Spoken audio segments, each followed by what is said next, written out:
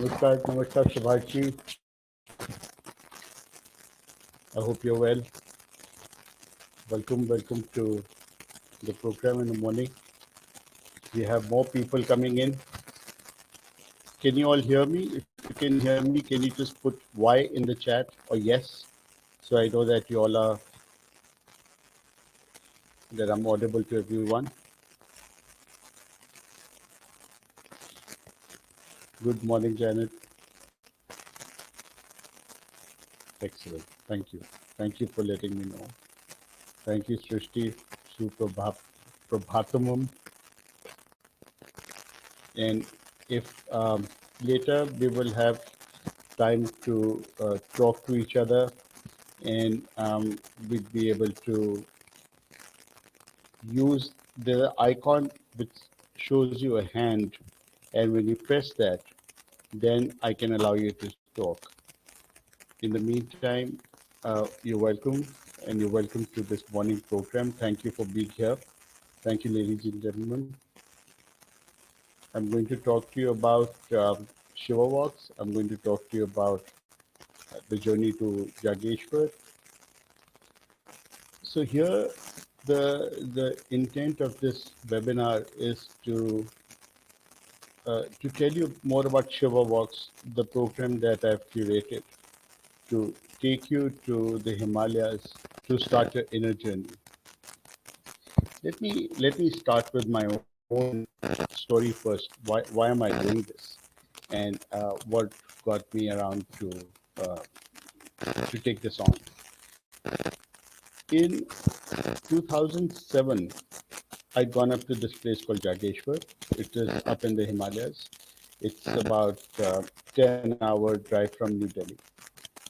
And when I was up there, it was really mesmerizing. There was something different about it. It was intriguing. And I was sitting under a tree, and there was something that was happening to me, and I couldn't understand. I couldn't explain myself. And then I came back home, and I kept thinking about this place. I said, I need to do something there. I need to go somewhere. Now, of course, I was into tourism, and I said, oh, I should have a camp there, or I should take my people there, and it's such a beautiful place. And it so happened that in the next few days, I got to connect with one Pandit there who offered me his land. So I said, oh, fantastic. So I went and bought his land. It was a small piece of land. And then I started to build, and it wasn't easy because it was an incline, and it was difficult to find people who could help you out, architecture, masonry, stone, and all of that. It took me 6 years to build this place. And then in 2013, when I started this place, I wasn't too sure what I was going to do because, running a bird watching tour company, that was my focus. I said, okay, it's a nature-centric place. I want to bring people here for bird watching, and I'd take them out to treks. But there was something else going on. I didn't know what was going around behind the scenes. In May 2013, when I started with this lodge, a friend came up and said he wants to get a group there. And this group of people came up. It was a very interesting group because most of them were musicians, artists, filmmakers, and they were just storytellers. And there was one man in there. His name was Deepak Dhamija, and he was sitting in very odd yogic postures, emitting sounds. I couldn't understand what he was doing. I got very intrigued. I said, "What are you doing?" So he says, "Well, I'm doing my kriyas, and I'm doing my yoga." I said, "Okay." I had never seen anything like that before. And at that point of time, I wasn't in a very good state of health, and I was worried. But I just started this lodge, so I was a little excited as well. So he told me, he says, "You don't look very well." I said, "Yeah, I'm not. Health-wise, I'm not too great." So he says, what's going up? So I said, well, I'm marginally diabetic now, and um, I have high blood pressure, and I'm overweight. So so he said, well, all the more reason you should do this, what I'm doing. So I said, what is this? So he said, are you on medication? I said, yes, I'm on medication, and it's really eating me up inside. So he says, well, don't worry about it. Why don't you uh, come with me to Delhi and you do this practice under the supervision of Sadguru Jagi Vasudeva. So I said, look, I'd never heard of Sadguru Jagi Vasudeva. And I said, look, I'm not into gurus and I don't want to go this way. So thank you very much. And I am going to stick to my um, I'm going to stick to my practices of eating medicines, going to my doctor. Um, but he says, look, what's a harm? You just try it out for a few days. If it works for you, continue. If it doesn't work for you, no problem. So I said, well, yeah, that's fine. That's no problem. And also he said that it'll save you time, it'll save you money, it'll save you all of that. I said, good, I will do it. And I went and attended this program called Inner Engineering, where Sadhguru's team teaches you Shambhavi Mahamudra. Shambhavi Mahamudra is one of the top 10 Mahamudras in the yogic world. And I learned that. And then I was supposed to continue doing that for the first 48 days, twice a day, and then another 6 months, once a day. And it started to change everything that that was happening to me. That was me. It just started to change so rapidly. 6 months later, I had gone down to 867 kilos weight. Uh, no special effort put in, just consistency of this kriya. And I was no longer obese and I was fit. And I went to my doctor.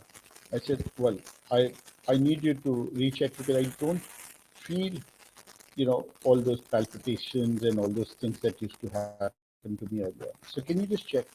And he checked and he did some tests and he said, well, it seems that your diabetes and your blood pressure is gone. So, but he says, it's unbelievable. It cannot happen. Why don't you go and get another test done? Maybe this is doctor. So I said, okay, fantastic. So I went. I got another set of tests done. And then again, it was all clear. So, well, I think you should not take any chances and continue for another 2 months with your medication, and then we'll see. So I did. I did that for another 2 months. And 2 months later, when I went back to him, he says, well, you just need to cut this out because this is not, the medicines are not for you any longer. You have recovered. And he also made me go through ultrasound once where my liver was a little scarred and it was absolutely fresh. It has healed itself, it has repaired itself. So that is the power of kriyas. And ever since, Sadhguru became my guru. So the goal of this entire webinar is to take people to Jageshwar, show them the magic of Jageshwar, and start them with their inner journey. If you have a guru, fantastic. If you don't have a guru, you could have Sadhguru as your guru. If you don't want Sadhguru as your guru can be anything. Guru is a guide. Can be a book, can be a stone, can be a path, can be a thought, can be anything. So go ahead and enjoy the journey with me. I'm going to start with a little video for you to see. Have a look at the video, and then I'll take you to the next step.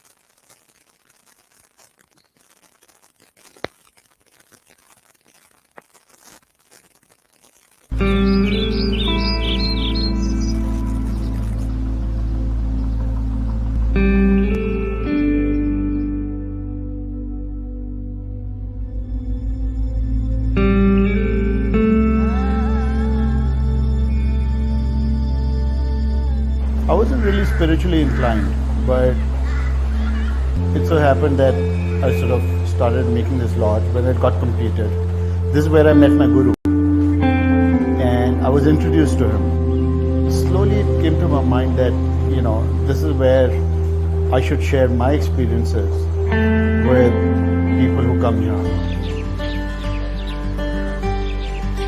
One major reason for me to come here was because of the yoga retreats that's happening. When we say yoga, yoga means being in touch with nature and existence around. The whole program is woven in such a way with nature around here that we go for treks to one of the temples, then we'll do a small meditation over there.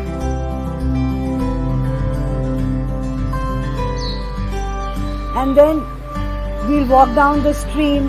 One can see the fishes, small fishes over there.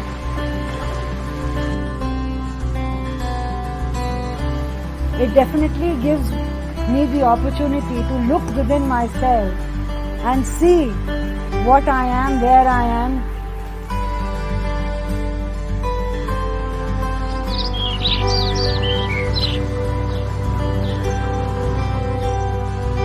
Then when we go around, we do some bird watching, and then you can see the diversity of the flora and the fauna that exists over here.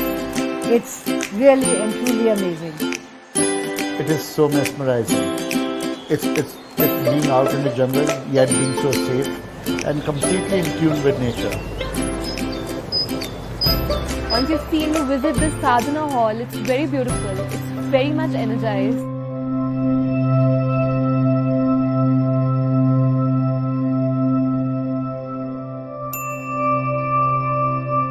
And doing yoga and our practices there made us very much connect with the surroundings. We'll start with pranayama. It's called Nadi Shuddha.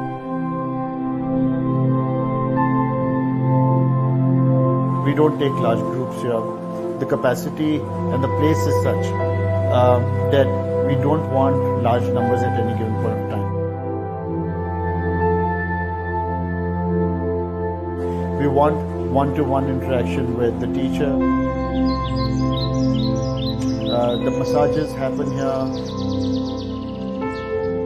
They will also move away from the regular food that they eat to more pranic, more wholesome sort of food, which will help them detox. It's been a beautiful experience, a very holistic experience.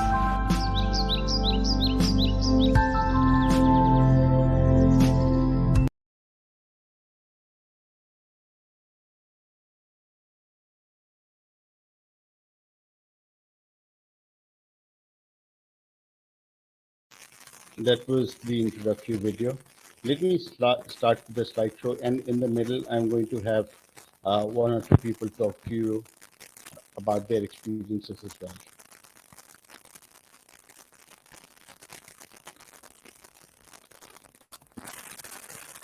So I hope you can see the screen now. It's the slideshow is on. This is the first slide that's starting with Shiva Walks. This is what the jungles are of Jageshwar, and you can see that there's a cluster of temples, which are Jageshwar temples. This photo has been taken when you climb up towards Bridge Jageshwar. It's a trek to Old Jageshwar from Jageshwar. And you can see the Devdas forest here. It's teeming with wildlife and birds. You can see the forest, the streams, and you can see the sunrise. The sun is shining through the trees here. Cathedral light falls in. And these are the views of the Himalayas that you have when you reach the top. These are the winding drives through the forest that lead you to this mesmerizing place. When you go through these hills, it's different. It's not the regular drive up to Nainital or any of these places. Every bend, every corner has a new surprise for you. It can be an animal, can be little kids playing, can be some kids trying to sell you cowpea, little berries, or they could be just scaring you, just coming out of the behind the milestone and shouting, and it's a lot of fun. Then on the way, we stop at various temples, and they are energized, the consecrated temples that talk to you. They render a lot of energy. One such temple is Gulu Devta temple on the way. This is the Lord of uh, Justice, and how it works is that it's your pure manifestation. You believe in it so deeply that it turns out to turns out the way you want it to be. So you can put your affidavits, you can put your requests, you can put your stamp papers, lawyer papers, anything that you want here. And it's believed that whatever that you wish for, however you wish for, your wish comes true, and you start to manifest it like that. And it's a temple of bells. There are thousands and hundreds and apparently millions of bells, and there are godowns which is stacked with bells because they don't melt these bells back into metal, and they go on storing these bells. And then as you go further, you may come across a troupe of people called Cholia dancers. So we don't really know the history very well, but you can see that they look a lot like the bagpipers from Scotland. And if you see the instrument on the left hand side, right behind the girl, that's the instrument that one is playing, and then they have their drums and things like that. So it's very interesting to engage with them. Um, we have two of our visitors who are dancing with them, and then we have people coming up with their children to tell them about um, what these forests are like, how remote these places are, and how modern the people are. Yet they live in very remote houses which are made out of wood and stone, and there are wood carvings which are which have a different science to them altogether. These are Jageshwar temples. They, archaeologically, they believe they were built between 700 to 1300 century, and they were built by Katuri kings, and then they were repaired by Malla kings and other kings. And this falls on the ancient route to Mansarovar. So it have inscriptions in Sanskrit, in Tibetan, and you can see different kind of devotion that happen here, and you can see those inscriptions on the walls of these stone um, temples, and it's absolutely fascinating. Let me tell you, there are three clusters, and these clusters, Jageshwar cluster, Kuber cluster, and Dandeshwar cluster. In all, they have 124 temples. In such a small place, they have 124 temples, and most of them they render energy because they've got lingas in them, and they've been consecrated. They've been consecrated for different purposes. So yogis would know what purpose they have. But and this is supposed to be one of the 12 Jyotirlingas as well, which is called Nageshwar. So you can see that there's a linga in the in the form of a trinity, and it's and there's a little boy who's keeping fed for this figure. They live there. They're part of the spirituality. They live a lot differently from how our kids do. Another photo of one little lad sitting in the temples.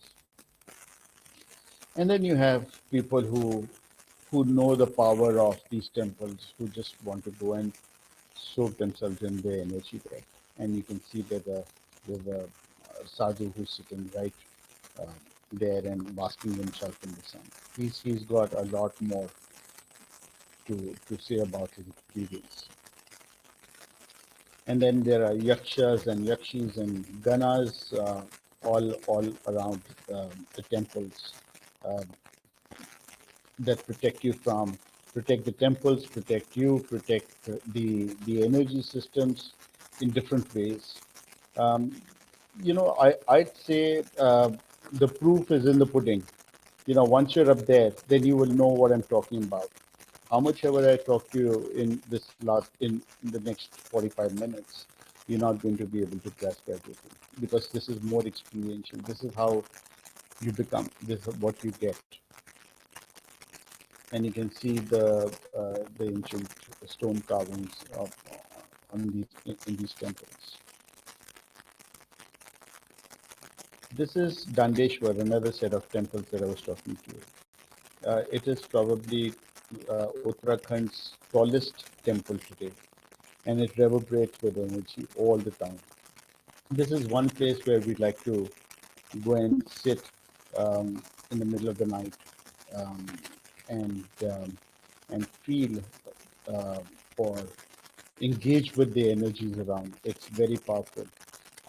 I'm going to ask Rima and Srishti to talk about it a little later, and Bhuvan can explain to you what these temples are all about. Let me just quickly play another video which will be interesting for you to watch.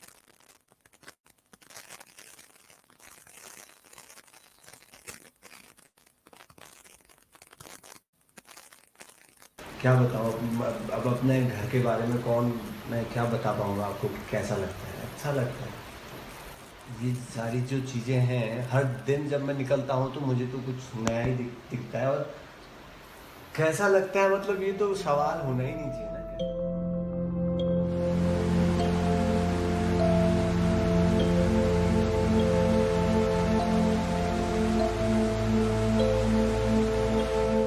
There is something unique that Jageshwar inspires in its people.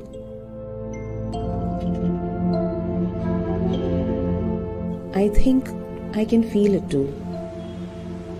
In just 3 days, I have become one of the locals.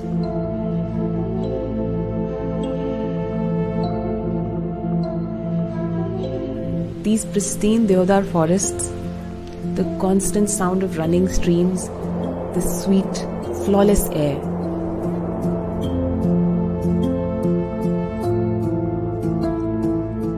I seem to have arrived at the source of a deep, healing sleep,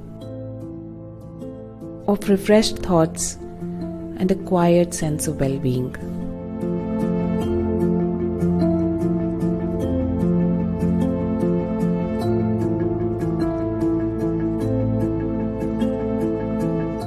कई तरह के ऋण होते हैं, तो वो ऋण अगर आपको चुकता करने हैं तो उनके लिए यहाँ पर होते हैं मोक्ष की प्राप्ति के लिए।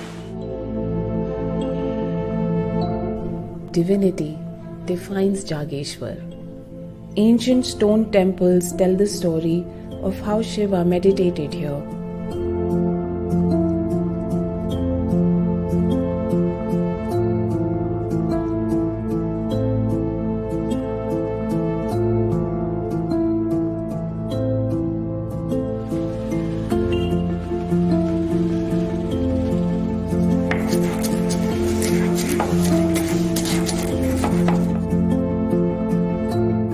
Even the food experience is one of reverence. Sattvic, home cooked, made with love, and some signature Kumaoni flavors. It nurtures the soul.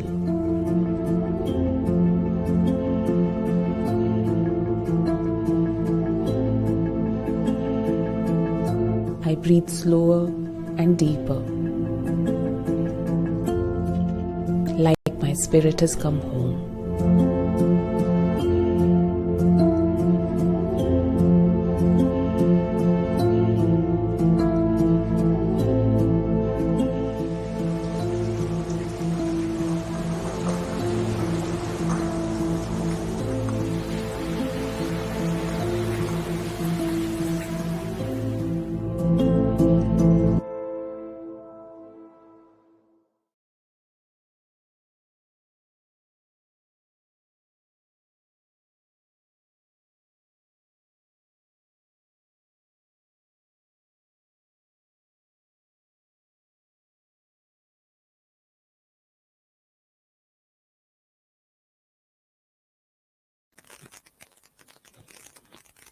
I hope you enjoyed the video.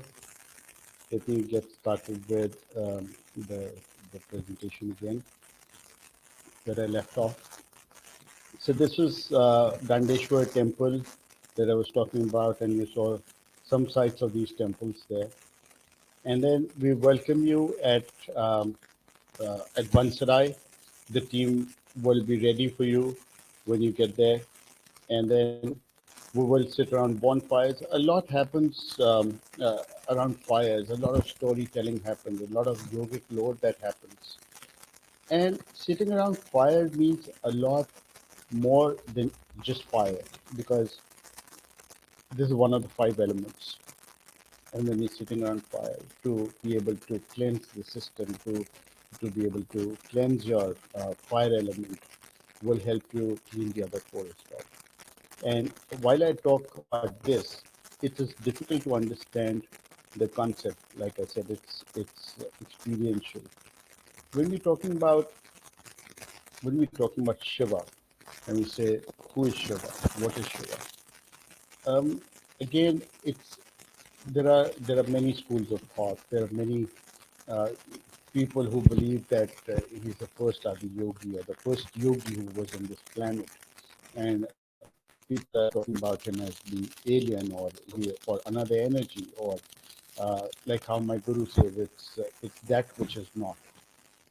It's what we say is the dark energy, which even the quantum physics today is talking about. The force that is uh, making nothing, not nothing, nothing into something, and which has physical dimensions. So we'll talk about these things when we are in Shiva Walks, because you'll be able to understand that. It's coupled with the energy which that place will give you and what you will hear. You will know exactly what you will transpire, what you will get, not what I will be talking. I will be talking about something or the other, but you will know exactly what you will get. And that's how the mind works. That's how the nature works. That's how the experiences work, and you'd be able to get all of that. Plus, we will be meditating. We will be understanding the the power of stillness. A lot happens when you become more still. A lot starts to happen for you, for the world around you, and you start your new inner journey without anything. There are just simple steps which have been carved out by yogis over a period of time, and they've standardized those procedures where we are not allowed to change anything. You do a small amount of those things, and you see a big difference coming into your life. I follow one principle of one of my business gurus. His name is Gulraj Shapuri. He will talk to you and he'll tell you that what we need to do is, let's say we have 7 dimensions. Just for example, say 7 things. And each dimension has one unit to it. So we say, okay, 1 into 1 into 1 into 1 into 1 into 1 into 1. 7 times is equal to 1. But what if we increase each dimension marginally? When I'm saying increase each dimension marginally, just increase it by 10%. Just increase it by 10%, make it 1.1 into 1.1 into 1.1 into 1.1, and multiply that, and becomes, so when you do 1.1 into 7 times, then it becomes 1.95, almost double. So what you've done is marginally increasing your capacity in every dimension. You've doubled your capacity. Isn't that great? So that's the exponential value of your meditation. That's how it works. It doesn't happen overnight. There is nothing called enlightenment that will happen to you overnight, or maybe it does. It would. But the idea is to keep honing your skills, keep sharpening your methods, your experiences, your life, and this is what we do at Shiva Walks. We talk about different things. We talk about yoga. We'll practice some standard techniques. We will be able to eat better. We will be sleeping a lot. We will sleep to our heart's content. A lot of people here don't sleep, and yogis don't let you sleep anyways. But there you will sleep, and you will eat well.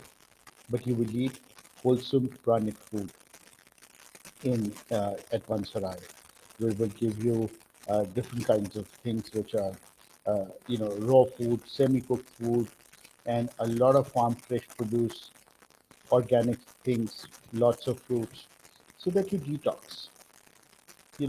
At the end of it, if your colons are clean and the absorption rate is high, and your inerts are doing fine, then the chances of for you to contract any disease are very few. Then you know that you've killed a lot of things which were working against you inside your body. So we will look at how we can do small changes in your food practices as we go along. So there's just some sites of our lodges which you've already seen. So I'll just quickly browse through, and this is our yoga room. This is again the lodge picture. And this is a group that had come for meditation from the US a few years ago, and they loved it. And they were doing some work on ecotourism as well and local ecology. So there was two from one place. This is our neighbor who lives just above the lodge. He's such a fantastic fellow, and he's got two mules there. So, he's sitting right there. So these are the views that you would get when you trek up to Jageshwar, which is only 3 kilometers from the lodge.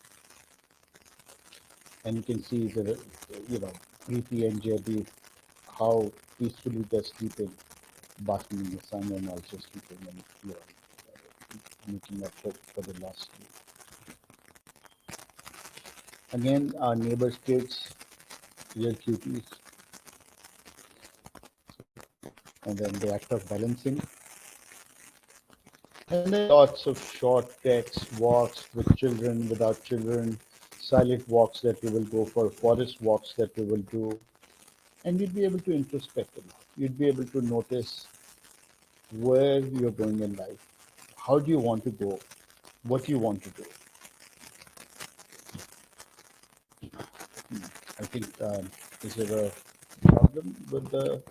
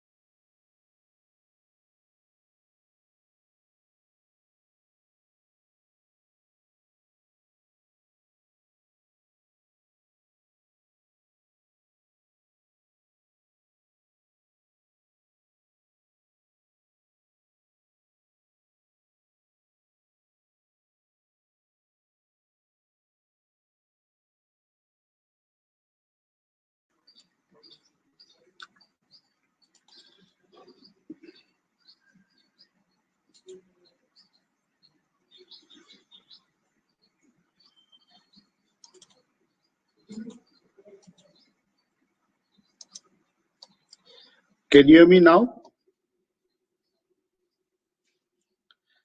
Let me know if I'm audible.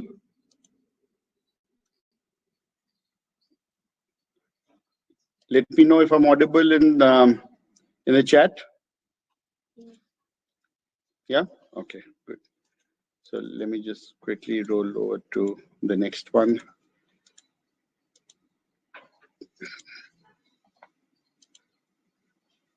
Okay.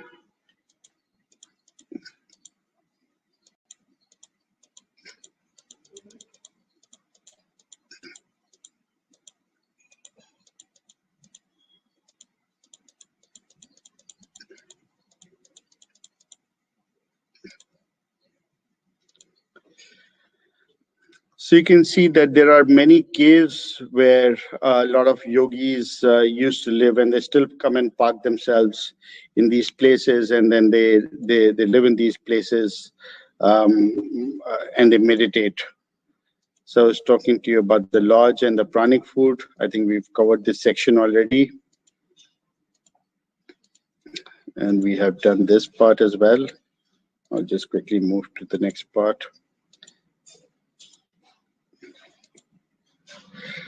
So these are the views that you get from Vridd Jageshwar. Okay, so you go for silent forest walks or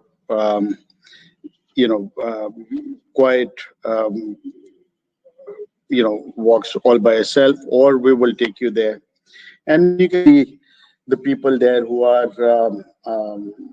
locals, who are so much at ease with whatever is happening around. For them, it's every day is a new day. They will, if you talk to them, they will talk to you about the science of the sun, of the land, of the moon, everything that they know about. They will dole out whole lot of information and stories to you. This is the local village there, and this has a lot of traditional architecture. You can see that the roofs are made of slate and the walls are made out of stone, and then there are wood carvings in the doors and the windows, and there's a full science to it, which we will talk about at some other point of time in another webinar. And you can see there are three different photos here. The first one is of a carved door, and they're telescopic in nature.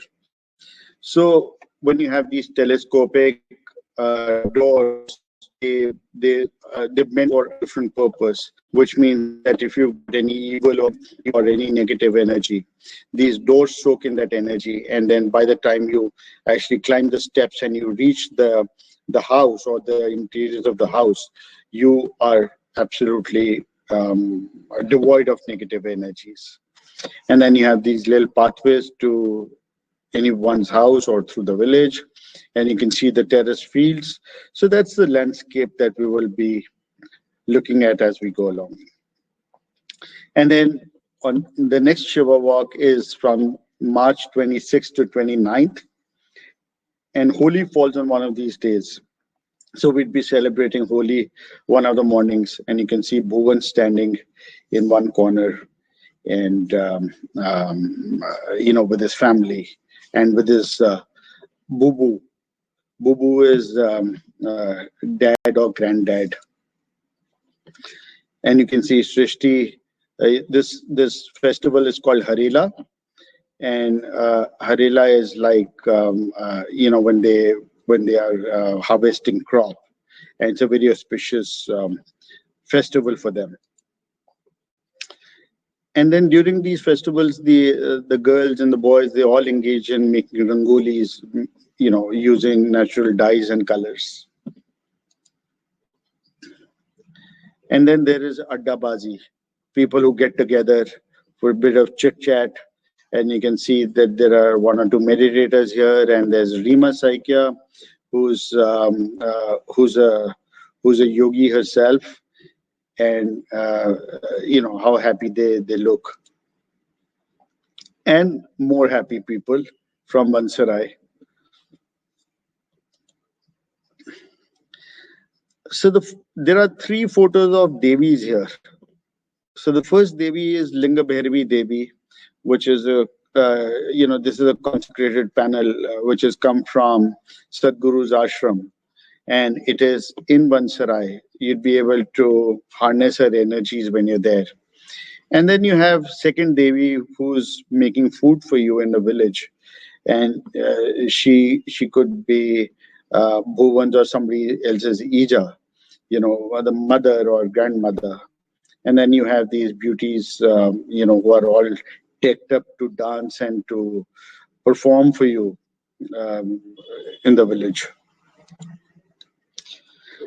So we get a lot of these great souls, sadhus, saints, yogis, traveling through, stopping over, staying in those caves, or staying all by themselves. I have some stories to tell you, which I will in due course. How I came across one yogi who was sitting in January just with a loincloth. And when I went and met him, he couldn't speak Hindi at all. And he said, um, that he was a NASA scientist and he couldn't get his answers in science. So he's up here looking for those answers. I didn't know what it meant. But I said, look, I can give you, the room to spend the night in. It's too cold out here. He says, no, I'm fine. Just send me 2 rotis. So I sent him rotis. And next morning when I went to check on him, there was a fire still burning, but he was not there. So we don't know what's the mysticism behind all of that. So Gopal says, what about the ways of inner journey of touching enlightenment, of inner journey at the home where you're staying? Yes, absolutely. Absolutely. All of that is possible. It's just that when you want to get started somewhere, it's best to go to a classroom. Let's say you're in a mathematics class, and you want to learn maths. Now, the next class is your art class. Can you learn maths there? You can't.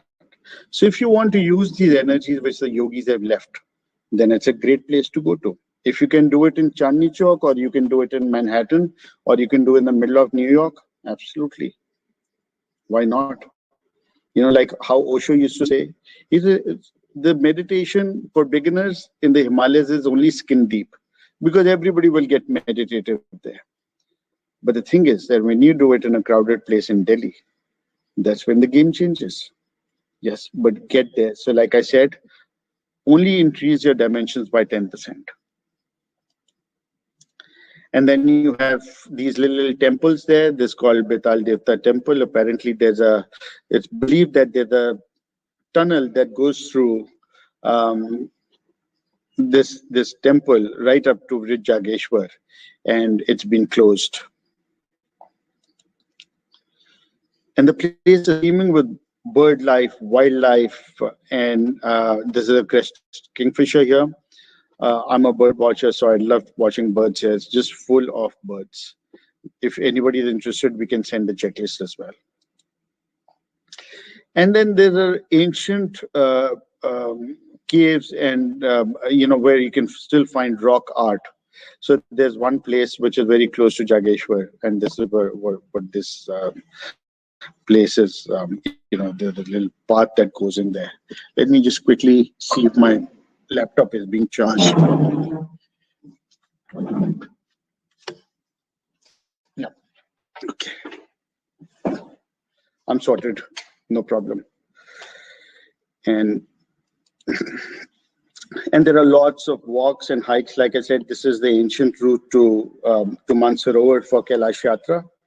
So there are lots of short and long treks around the place which you can enjoy. This is the ancient house, one of the best houses of Pandit there, which is who's a highly respected man. And you can see the carved doors and the windows of his house.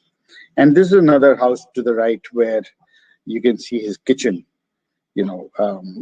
which is strewn with lots of utensils and a little fireplace in the corner. Very interesting. And then you have another temple, and then you can see the signs of spirituality with Trishul, tridents all along the forest. And then we have our chai. We have Bobo making, waiting for his customers. And then we have another person who's making pakoras and chai. Nothing like chai and pakora in the hills. And also we say that there people get, sometimes the joke that they say that parties have TB because they have too much of tea and bidi.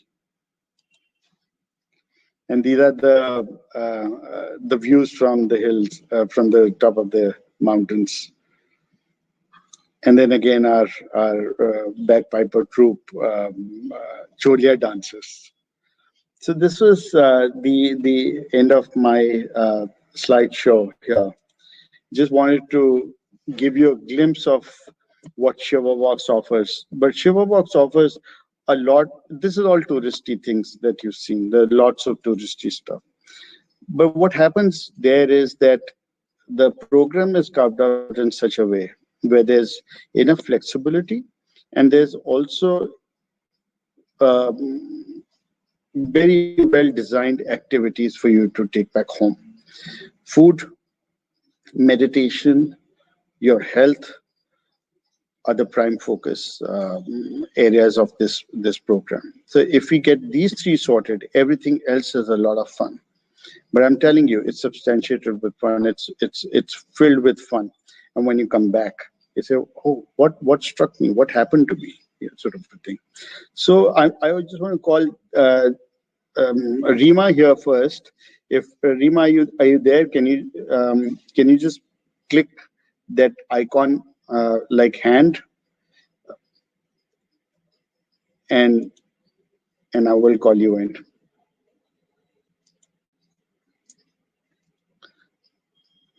Rima, I can't see Rima, so I'll call Srishti right now. In broadcast, invited the presenter. Baba, you've been invited as the presenter, so please come.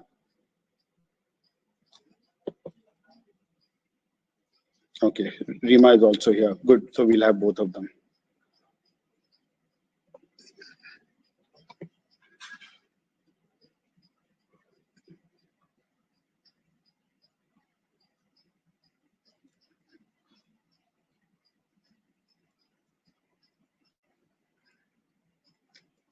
Srishti is also joining the room.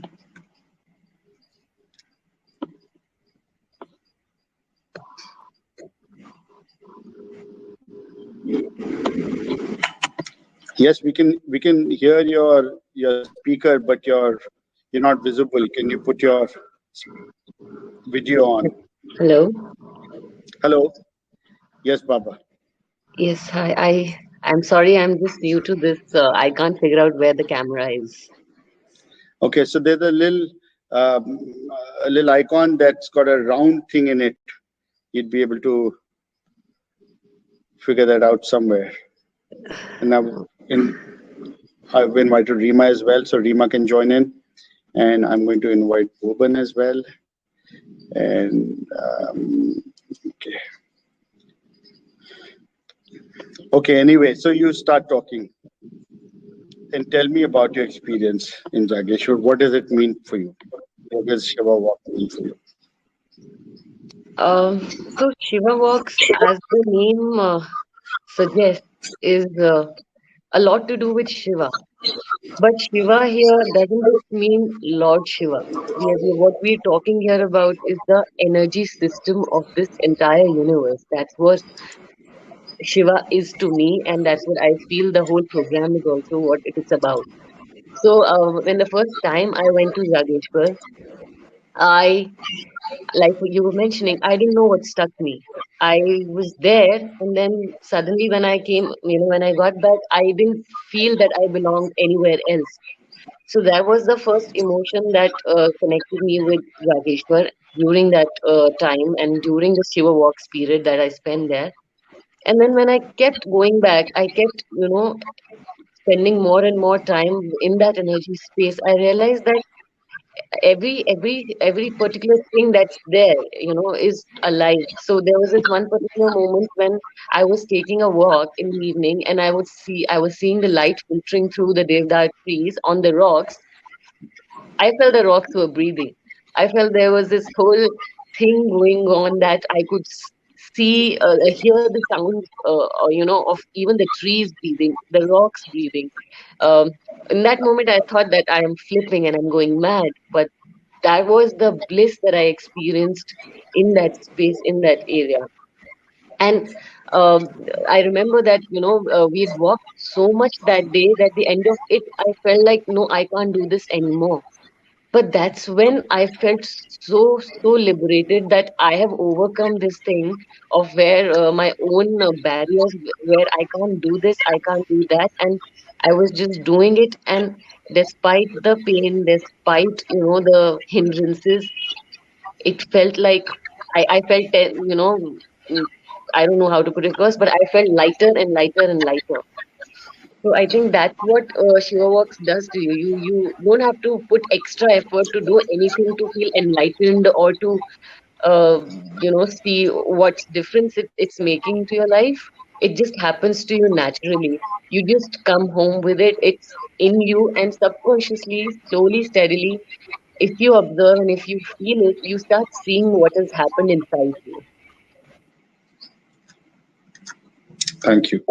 Thank you, Baba. Thank you. Thank you for being here. Thank Yeah. you.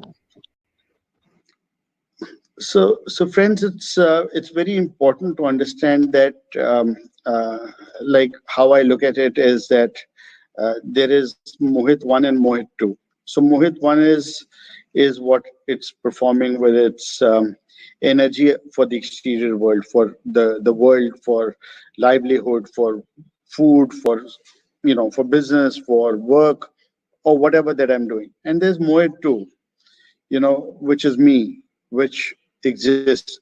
So I'm able to draw the distinction, and I know how to go in and out. Not all the time, but it's my path, it's my journey, and that's what I do. So I want you to look at it. So even if you don't get my perspective, you'll get your perspective, because your perspective is your perspective. It will be completely different from mine. But the thing is that you will start developing it, and that's what Shiva Walks does to you. And I want Rima to come up, but I can't see her here. So I guess, Bhuvan, I'm going to call you to talk a bit about the temples. Just go ahead and tell them. So Bhuvan lives there. Bhuvan is a man who belongs to Jageshwar, and he knows a lot about interesting facts about these temples. So if you want to hear Bhuvan, I'm also going to share Bhuvan's number, so you can always call him, and he'd be happy to talk to you on the phone as well. And when you meet him in Jageshwar over Shiva Walks, you'll be very, very thrilled. So Fareem, can you put his number, please? Thank you. And so friends, I think I'm not being able to get Rima or Bhuvan to be here with me. I think it's just getting to be a problem. But don't worry, we can do it again with them at some other point of time. And so Gopal sir, what you experience in Mohit 2? मैं आपको कैसे बताऊं? How do I tell you? This is a very interesting thing. It happens with, see, the thing is that when you oh, Rima, no, I can't see you, Rima. Let me invite you back in. I invite you as a presenter. I can't see you.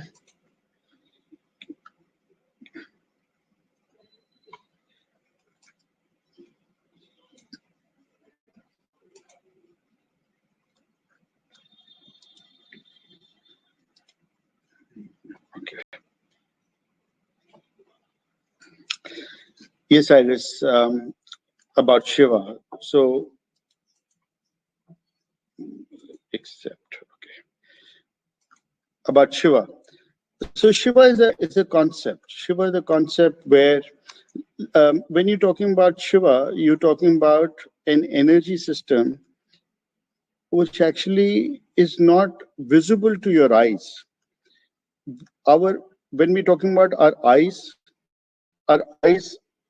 can only see where the light is being reflected, where the light is being blocked. So for example, if my hand is here and I can see this part of my hand because the light is reflecting from here and getting into it. So it's a limited experience. And when they say what's a third eye or what's that eye, it's not going to break open, and it's not like you're going to be able to get the third eye out of your forehead. That's not what Shiva is. Shiva is not a human being. It's a Shiva. Shiva is Shiva. It is that which is not. So when we're talking about where is this earth resting, where is this entire solar system resting? In some sort of energy where it's where the orbits all laid out, the energy is all there, right? But what is this entire system setting on? what is this empty space? That empty space is that energy that we call Shiva.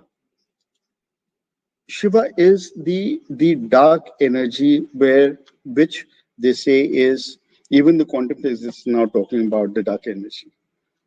And it's not just a meta, it's also, so that to be able to experience that, how much ever I talk to you about it, it won't convince you fully. Your mind will agree to it to a certain extent. And after a while, I'll say, yeah, but I want to know more about it. So when you're there in that space, you will know more about it. So whatever dimension that we have in terms of our body, in terms of what we see, in terms of what we feel, or whatever we can think, is in a limited space. For example, when you're looking up at the sky, so our mind is conditioned in such a way. What we do is we look at the stars. We look at those little dots of light, and they can be billions and they can be millions, right? Do we ever look at the emptiness, or we just focus on the stars? Because that is the physicality, that's the nature of a physicality. So anytime you want to transcend that physicality and to be able to go across that is an experience of that nothingness. And even if I tell you all about it, which I can't because it's not something that I can explain, it'll always be limited because I'm talking to you in a limited space. So this is how Shiva is all about. Shiva's, you can call it a human being, or give it a blue color, or you can give him a trishul in hand, or you can make his throat blue. All of that, all of those imaginations will work for you. They will help you go forward. But somewhere down the line, you will continue to ask this question. So when you start to meditate, when you start to do yoga, when you start to look after your health, a lot starts to change for you within. And that's how it works. So if you want to know more about Shiva and to be able to experience what it is, and it's step by step, these are baby steps. This is not something that I'm going to tell you about Shiva overnight and you'll get to know everything. Thank you. And thank you, Rima. I understand that you can't make it. That's fine with me. No problem whatsoever.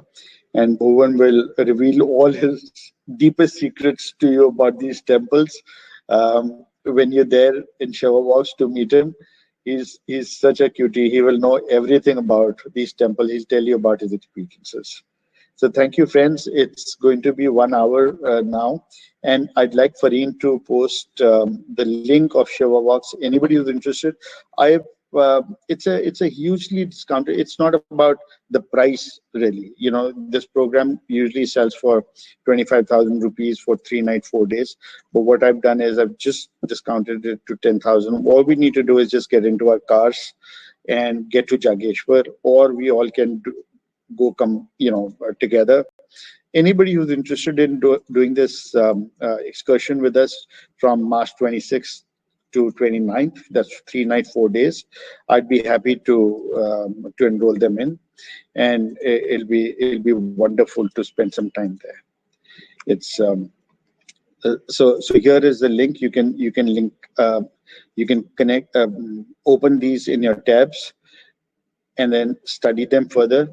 I'm only a phone call away, so reach out to me whenever you want. Thank you. Thank you. Pranam. Thank you. I hope you enjoyed yourselves. If you did, please put yes into the chat bot so I know that you all enjoyed yourselves. This entire journey was good for you.